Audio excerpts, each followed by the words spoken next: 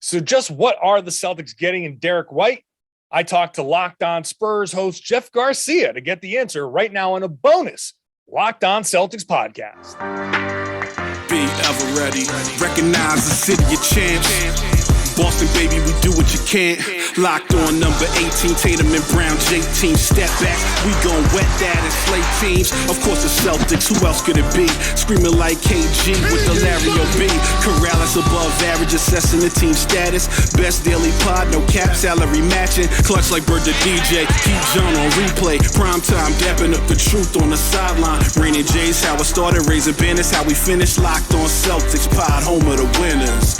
Big. Hey there, welcome back to the Locked On Celtics podcast. Thank you for making this show part of your daily routine, your first listen every day, especially on this Saturday or whatever day over the weekend you're listening to this. It's a bonus podcast of Locked On Celtics, which is free, available everywhere podcasts exist, and on YouTube, closing in on 4,000 subscribers on YouTube, hoping to get there by the All-Star break, getting close. So please subscribe to the YouTube channel. I'm John Corrales. I cover the Boston Celtics for Boston Sports Journal. I've written a book called the Boston Celtics All-Time All-Stars, and I'm one of the media voters for the recently released 75th anniversary Celtics team. Today, because the Celtics made a big trade for Derrick White, and there's a lot of confusion, and maybe some people haven't heard about him or heard much about him, I decided to go to the source. Jeff Garcia of Locked On Spurs for this crossover episode to explain what are the Celtics getting in Derrick White. All right, Jeff Garcia, Locked On Spurs. We got Spurs-Celtics trade.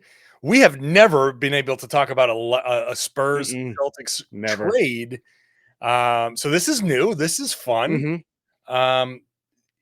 You were just saying before we started recording that this took you by surprise. It took me by surprise. I mean, I answered some like mailbag questions about Derrick White. Like I think there's been some kind of reported passing interest in Derrick White. But I was always like, he's kind of like a smart, like a Marcus Smart kind of clone, not a clone, but like kind of similar in some ways. So I thought like, I don't know. I don't know how that's going to work out, but here the Celtics are, they make a surprise deal. So what was your first impression? Well, let me give you a little bit of a friendly advice if you want to get on his good side. I promise you, this will go well with him in a meet and greet that he has when he introduced to the Boston media. Ask him about dad jokes. If you do that, John, he will love you forever. Big dad joke guy? He is a big dad joke guy. So there you have it. That's what you're getting, Celtics fans, the dad joke guy. But all right. But between the lines, here's what you're getting. You're getting a guy that has a high basketball IQ. This is a testament to the Spurs development process. A guy picked 29th, not recruited out of high school. The only scholarship he got to play ball was at a culinary school, and he took it.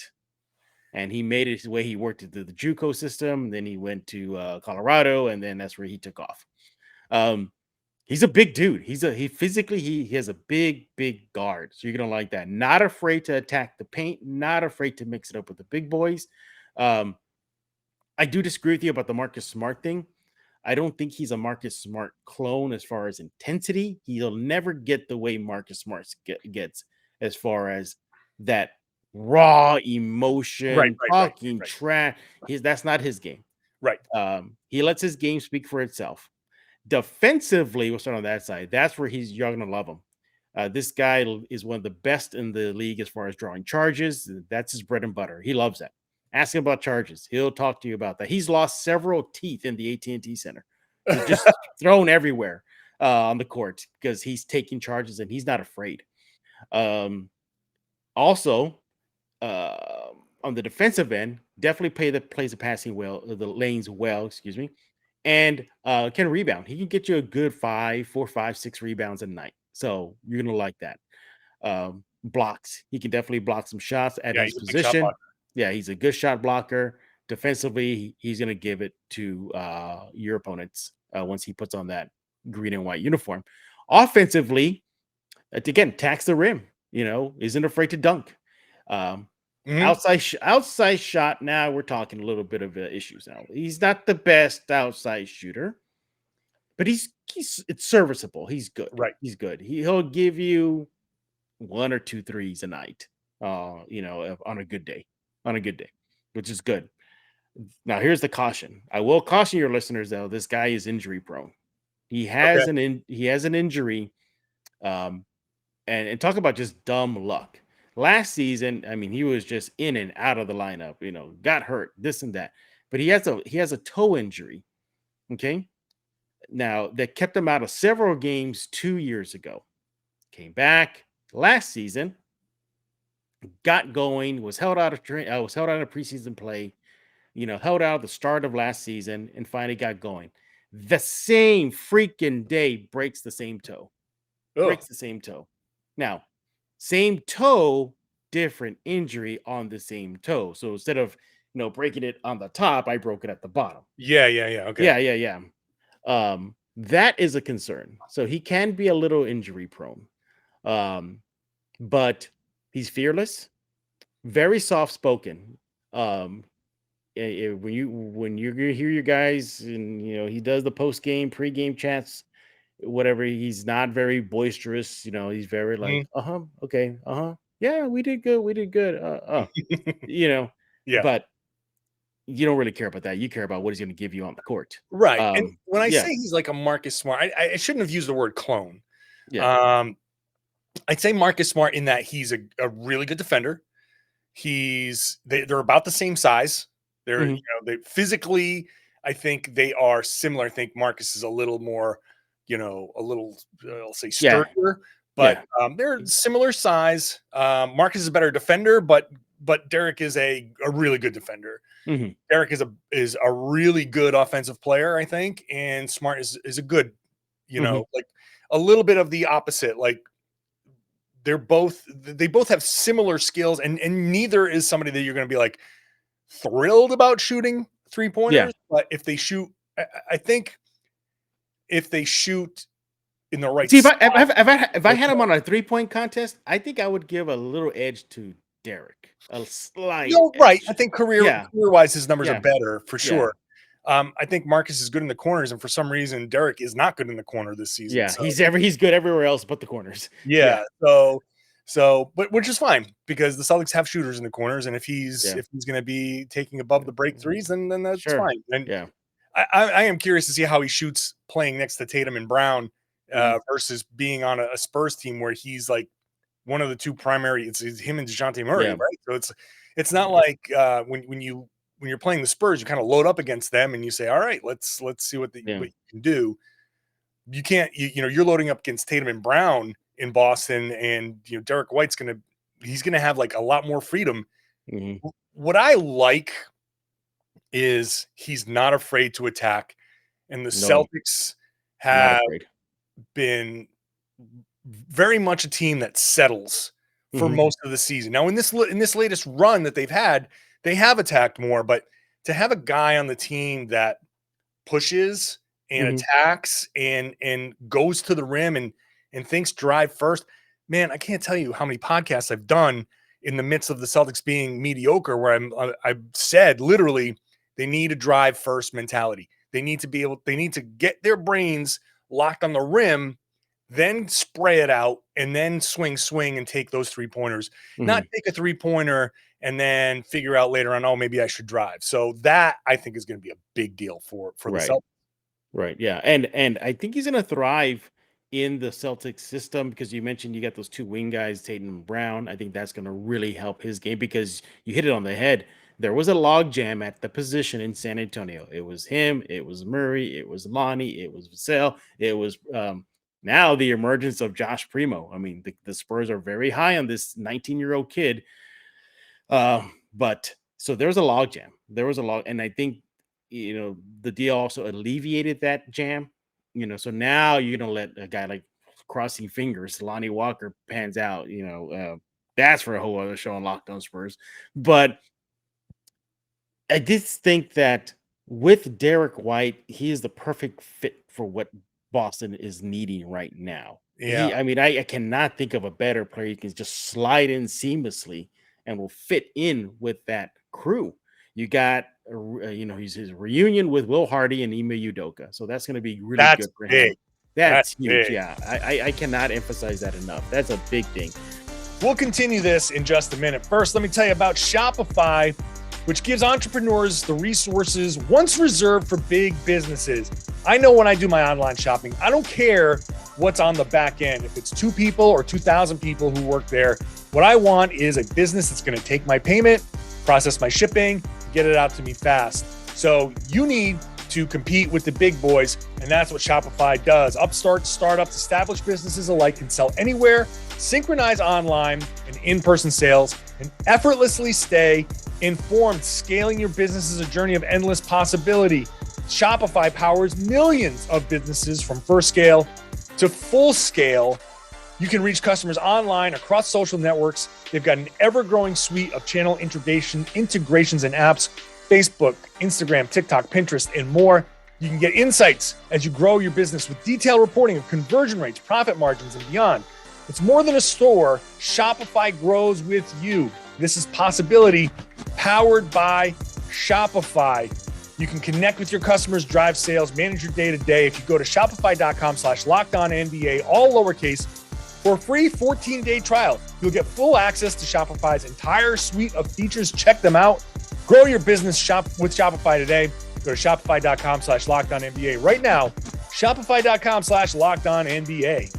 And also too, outside the lines, you're looking at defense and defensive numbers and offensive numbers, this and that, just what he represents. This is a kid that was discounted out, mentioned about, the only school that gave him any type of break was a culinary school to play basketball for them. And then he goes through the San Antonio process. Let's not forget, I really want your listeners to remember this. So he's drafted 29, played well in Colorado, went late in the first round. San Antonio scooped him up, then became a testament to what just will, grit, passion to do well gets him. He goes through the Boston Spurs G League system. Okay. Mm-hmm. Then he makes waves. He has a breakout. His breakout season was about, 4 years ago when the Spurs last made the playoffs when they took on Denver. He has, an incredible game, incredible series. The Spurs gave him that big contract. Thank you very much for taking that off our hands.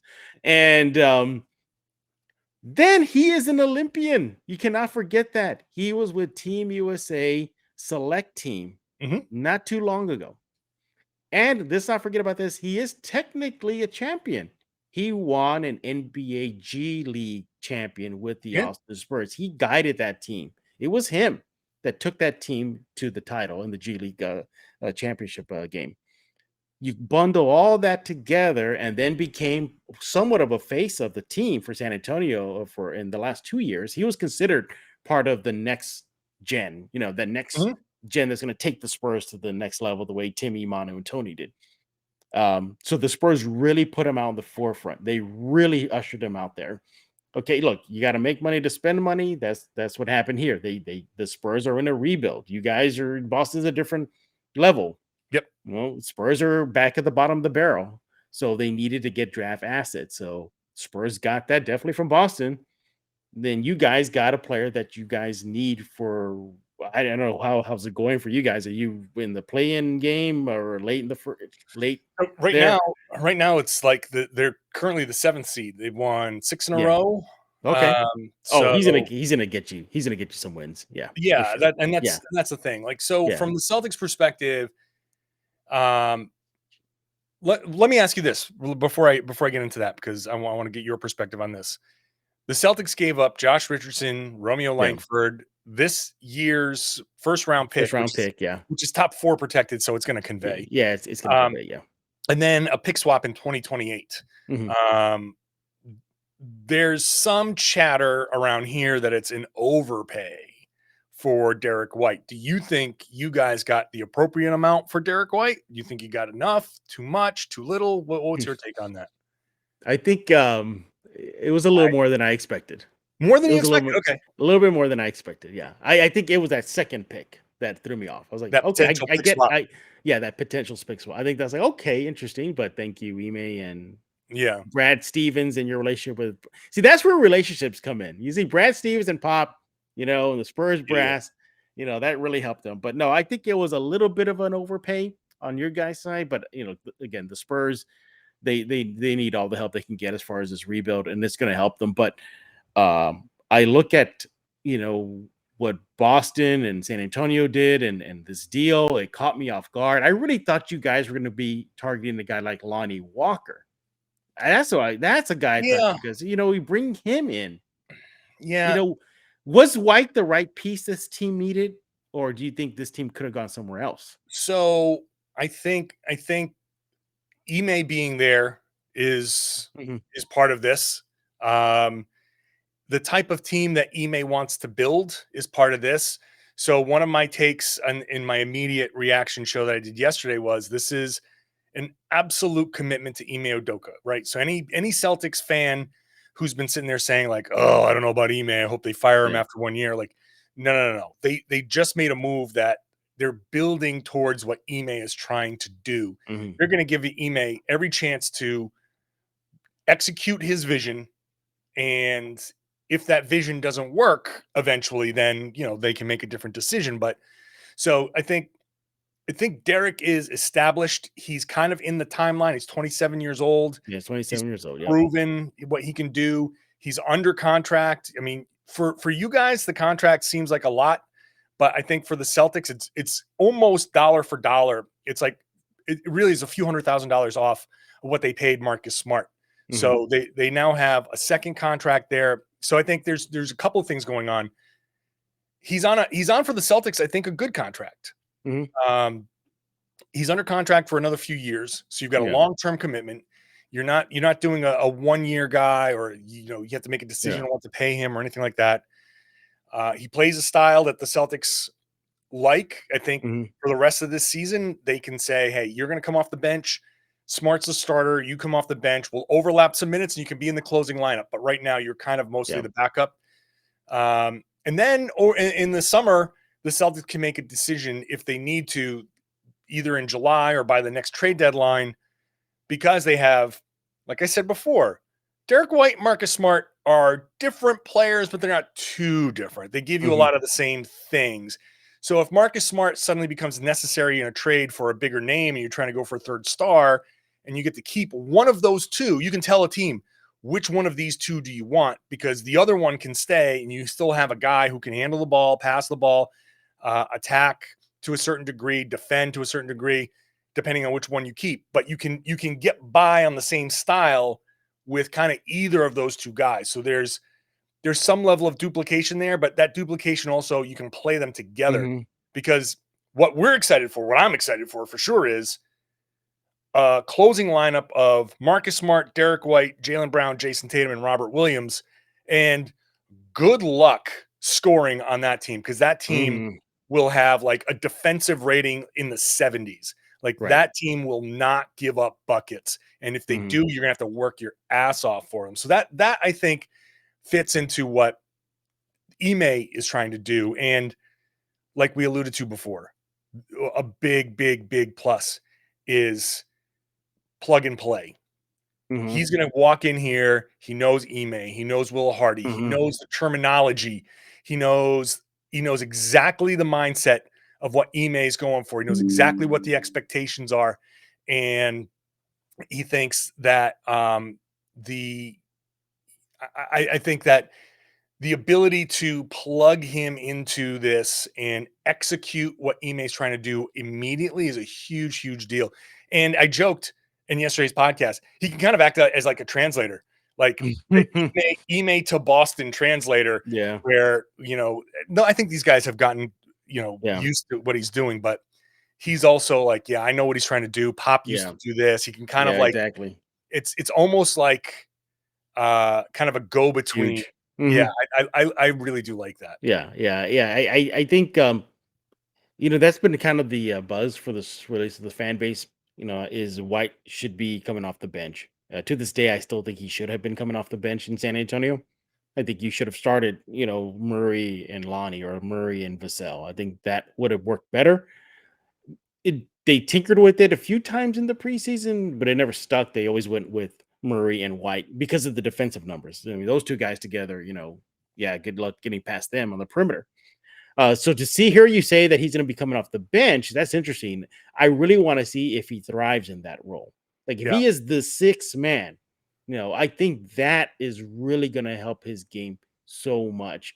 And let's not forget too, circling back to that time with Team USA, a lot of players that were on that Team USA select and then the Team USA main team, they had a bunch of great things to say about White. As a matter of fact, I forget who it was, but it was a very established NBA player who said that Derrick White was the best player in camp right before they left to go chase gold. So, he has the accolades of other of his peers. He definitely, I can tell you, Jayson Tatum just sung his praises. Said all right, yeah. Maybe it was Tatum then. Yeah.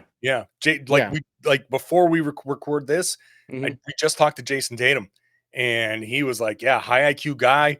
He's the exact kind of guy you want to have on your team." Yeah. He is definitely that. If you're looking at some sort of vocal leadership, I didn't really see any of that. Yeah.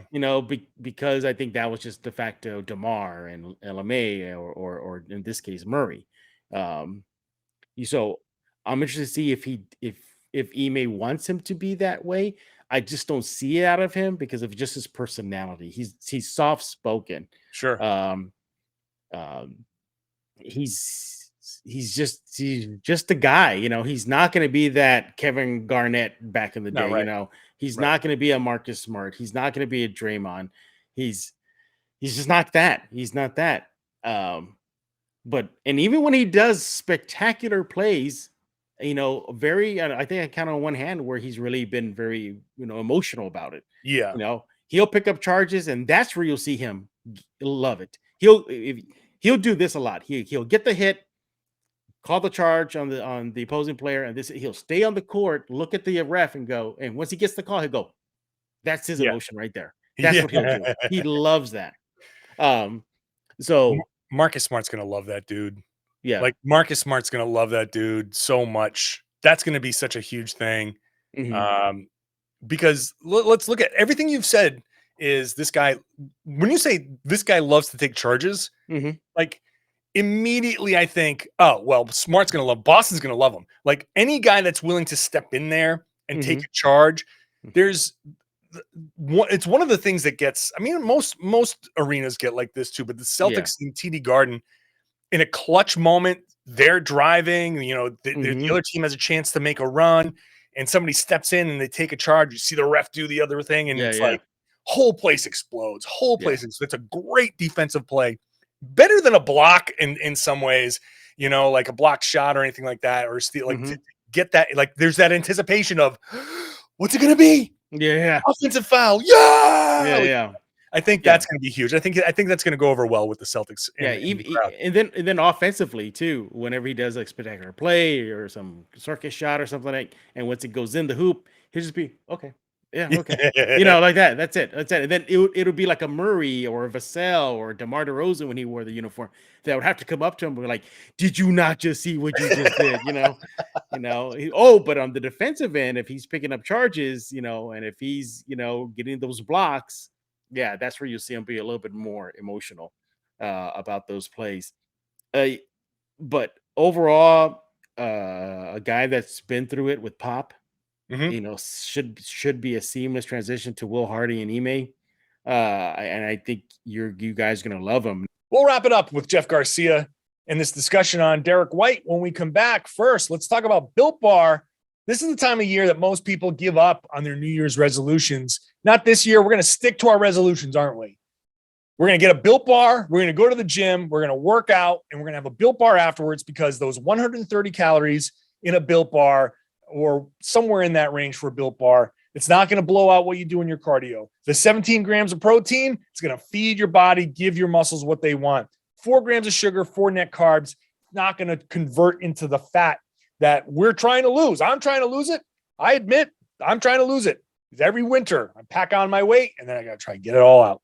So go to Built.com, check it out. What they do, they put all of their flavors out there, and there's a ton of flavors, all different things. Whatever you like in a candy bar type of thing, they have it. It's not a candy bar, but it's covered in 100% chocolate, and it tastes just like a candy bar. Go to built.com, scroll over each flavor. You'll see everything on there, all the macros, all the calories, all of that. They're not hiding a thing. Everything's out there in the open for you, so you can trust what you're getting. Go to built.com, use the promo code LOCK15. The best part is LOCK15 gets you 15% off every single time. So you can go sample a little bit, figure it out. If you've got a nut allergy, they have plenty of options for you. If you're on a keto diet, this works. Sample, then go back, use LOCK15. Again, you'll get 15% off every single time at built.com. Other thing about Derrick White, if you want to score some points for him, aside from the dad jokes thing, he just recently got married, and they're having a kid. They're having a kid. He was a little boy. So, okay, keep that in mind. Next time we talk to you. they say he just got married. He from Colorado. I think you know that. I saw that he grew up a Celtics fan. That I did not hear about. I saw something where his dad was from Boston, and he grew up a Celtics fan. So I got to look. I just saw it was a San Antonio reporter that Really? mentioned Okay. that. So I forget. I retweeted it. So that's, I mean, if that's the case, then for sure. That's going to be great. I mean, and let's face it, what better place to trade for a guy than from the San Antonio Spurs? For me, it makes sense. Yeah. I hold that organization the absolute highest regard. You guys are getting good stock. That's what you're getting. You're getting good stock. Yeah. I know exactly what he's learned. I know, I feel good about that. It's not like he's coming over from, a dysfunctional, and you're like, oh, Sacramento or you're coming from a Popovich system, and a system that I personally believe in. So I'm excited for that. And, I think that should work both ways, that if anything, it's not going to be that these guys didn't learn the right thing from Boston. It's, it's the fit and, circumstances. Yeah. But kudos to the Spurs. But the Romeo one thing, that sounds interesting. I'm glad you're talking about that. That those ups and downs that he had in his career. I didn't realize it was like that. Yeah, he's had like that. A rough start to his career. But I mean, he's got potential, man. He's really got potential. But how were fans about him? I mean, were they like you, like, man, that potential's there, or they were just really I think there's a segment of fans who are like rooting for his potential. Yeah. I think there are a segment of fans who are just like, but people are just jerks. Yeah. I think there are a segment of fans who are just like, it's not that he's injury prone because he's had a lot of injuries, but he's also like, there's so many different bad luck injuries. I'm like, God, I want a stretch of good luck for this kid so we can see what he is. But that's just me, because I was a player, and I used to deal with plenty of injuries. So I'm like, I know that how tough that can be. Yeah. So I'm rooting. Here's the thing too, is another reason why this deal caught me off guard is because, what's the usual thing they do? Oh, there's a deal in the works. Injury report comes out. Oh, Derrick White is out with dry skin, something like that. That didn't happen this time. That didn't happen. They played him in that last game. His last game was against Cleveland on the road to start the road trip. And they played him heavy minutes. So when the deal was announced, I was like, oh, wow, the Spurs really keep things close to the chest, don't they? They don't have any type of signal, unless it's one of those things that Brad called last minute in the last hour kind of thing. And, hey, we really need White, and unless, I think both sides know how to keep their mouth shut. Yeah. Both sides know how to keep their mouth shut. Yeah. We know that rumors come from, front offices and stuff. And this is one of my biggest pet peeves, is that when people don't, I hope this lesson is learned. People don't hear about things, so they assume that the teams aren't doing things. Right. And like a couple of deals went down earlier in the week, and you hear like, oh, what's Brad doing? He's not doing anything. He's just sitting on his ass. Like, just because no one's leaked it doesn't mean it's not happening. It's happening. Yeah. And then boom, this happens. You're like, oh, they're just good at keeping a secret. They didn't want it to leak because they were actually negotiating with each other. Yeah. And there's no reason for it to leak. They're what is it at the Miami Heat that beat like the Wojnarowski and Sharania to their own trade? Did you catch that? Yeah, it was the Yeah. Heat that did it. They They power put it, trade. yeah, the power trade, and let's not forget it was actually Popovich who did the same when they agreed to just waive LaMarcus Aldridge. Oh yeah. Yeah, he came pregame last season or a couple seasons ago, whenever LMA was last, and nobody knew anything. It was all quiet. The only hint was that LMA was not on the plane. But then again, Pop is very generous with these guys. Like if they need to take some time off, he'll let them, just go. And then next thing you know, he sits down, he goes, "So we just waived LMA." I'm like, "What?" Nobody knew about that. So and that just goes to what John is just saying right now about how these two teams keep things close to the chest. There, they don't let anything out. At least for the most part. But yeah, if anything, I thought Trey Jones was gonna get dealt because he had a weird thing going on. The injury report went from he's out to he's in. No, he's back out. No, he's back in. It was like that, like some success. I said, okay, yeah, I think something's in the works with him. He's probably gonna get dealt, and now he ended up staying. But all in all, I think, in my opinion, I give this trade an A. I give it a solid A for both sides. Yeah, I think this is a win-win trade. It's a win-win trade. Yeah, it's a trade that Tom and I were talking yesterday, and we're like, I don't think Danny Ainge makes this trade. I think Brad Stevens did this trade because I don't think Danny Ainge would give up those picks.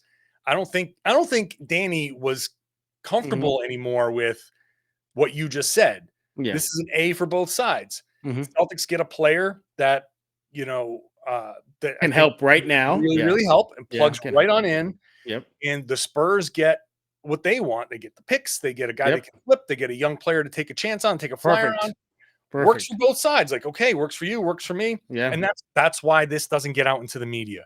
Because both sides talk and respect each other, and this works for you, this works for me. It's not about contentious Brooklyn Nets, Philly 76ers, pissing match in the media. Like this is two teams that respect each other getting a deal done. That's how it's supposed to be done.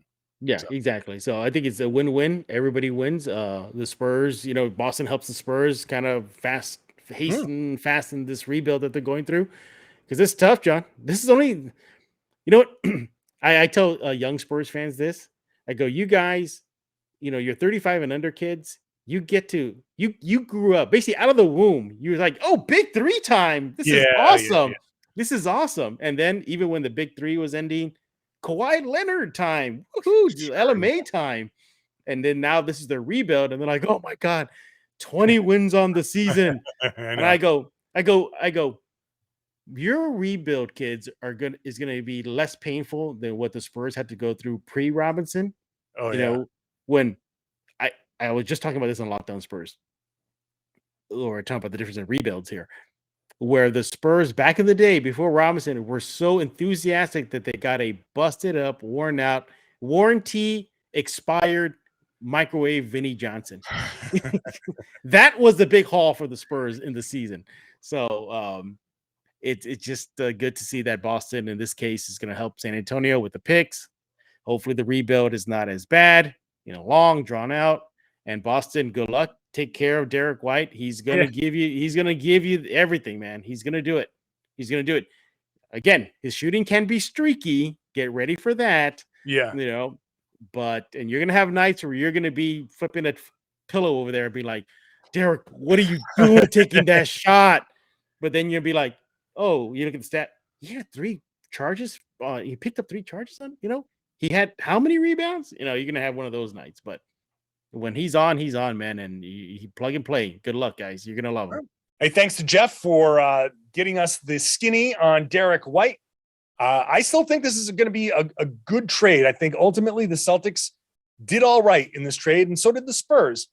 So check this out. If you're a new listener, this is not a normal thing. We don't normally do bonus Saturday podcasts. It's normally Monday through Friday, but this is a big deal. The Celtics made this big trade, and I figured a little something extra, getting you caught up on who this new guy is, would be helpful. Subscribe to the podcast. If you're new, if you're one of Jeff's listeners, you can subscribe. Keep up with Derrick White as the season comes to a close over the next couple of months. Not much time left in this season. We'll take care of Derrick. Don't worry about it. He's going to be fine here in Boston. If you are a regular subscriber, You want to tell all your friends, tell your family how great this podcast is, keeping you informed and entertained. Let them know that they should be listening to and watching the Locked On Celtics podcast here on the Locked On Podcast Network.